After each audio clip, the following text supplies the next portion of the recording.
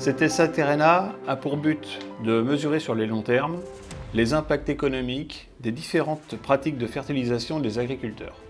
C'est un essai qui est en place depuis 9 ans. Sur ce site, nous avons choisi de mesurer 3 modalités principales.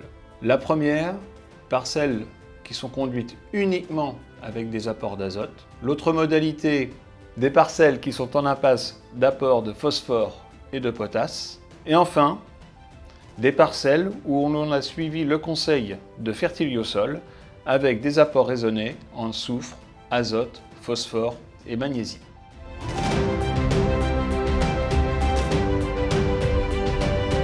Le premier point qu'on a remarqué au long de cette campagne sur ces essais, c'est que visuellement déjà les écarts de végétation ont été très significatifs.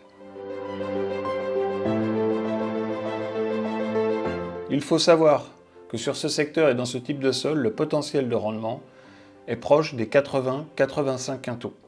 Si on prend en compte l'impact de la sécheresse, la perte de production est environ autour des 10 ou 15 quintaux. Si on prend en compte l'impact de production pour ces parcelles-là, est autour de 10 à 15 quintaux.